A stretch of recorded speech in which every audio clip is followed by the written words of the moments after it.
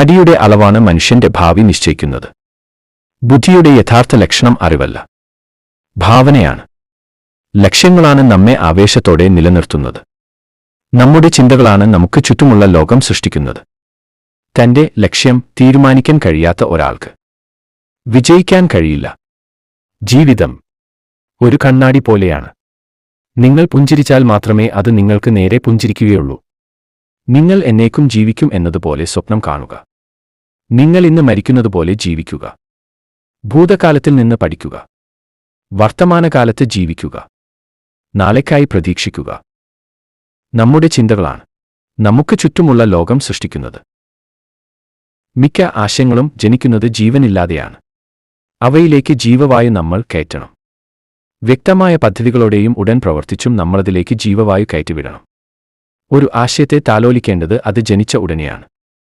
അപ്പോൾ അത് ജീവനോടെ ഇരിക്കുന്ന ഓരോ നിമിഷവും അതിന്റെ അതിജീവനത്തിനുള്ള സാധ്യത വർദ്ധിക്കുന്നു. മിക്കവാറും ആശയങ്ങൾ പദ്ധതി ഇടലിന്റെയോ പ്രവൃത്തികളുടെയോ തലത്തിലെത്താതെ നശിപ്പിക്കപ്പെടുന്നത് വിമർശനഭയം ഒന്നുകൊണ്ട് മാത്രമാണ്. ആഗ്രഹിക്കാനും പ്ലാൻ ചെയ്യാനും ആവശ്യമുള്ള കാര്യങ്ങൾ ചോദിച്ചു വാങ്ങാനും തയ്യാറല്ലാത്തവരുടെയും അവയെ അവഗണിക്കുന്നവരുടെയും കയ്യെത്തും ദൂരത്തുള്ള ഒന്നല്ല സാമ്പത്തിക സ്വാതന്ത്ര്യവും സമ്പത്തും. അനുകൂലമായ അവസരങ്ങൾ വന്നതുകൊണ്ടാണ് വിജയങ്ങൾ ഉണ്ടാകുന്നത് എന്നാണ് പലരും കരുതിയിരിക്കുന്നത്. മനുഷ്യൻ സൃഷ്ടിക്കുന്നതോ നേടിയെടുക്കുന്നതോ ആയ എല്ലാം തുടങ്ങുന്നത് ആഗ്രഹത്തിൽ നിന്നാണ്.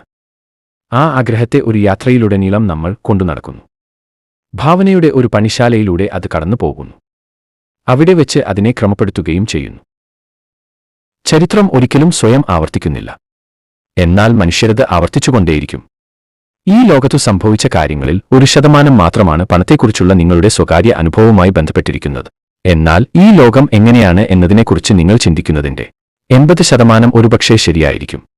പ്രതിഫലം എന്ന പ്രതീക്ഷയാണ് പ്രതിഫലത്തേക്കാൾ നമ്മെക്കൊണ്ട് പ്രവർത്തികൾ ചെയ്യിക്കുന്നത്. പ്രതീക്ഷ കൂടുംതോറും ഡോപമിൻ അളവും കൂടും. മനസ്സിലെ ചിന്തകൾ പ്രവർത്തനങ്ങളിൽ പ്രതിഫലിക്കുകയും യാഥാർത്ഥ്യമാകുകയും ചെയ്യും.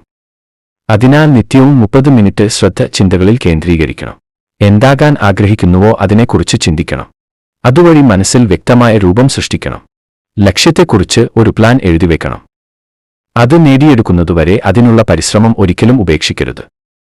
പ്ലാനിംഗ് പ്രധാനമാണ്, എന്നാൽ ഏറ്റവും പ്രാധാന്യം നൽകേണ്ടത് പ്ലാനിംഗ് പിഴച്ചാൽ അതിനുള്ള പ്രതിവിധിയും തയ്യാറാക്കി വയ്ക്കുന്നതിനാണ്.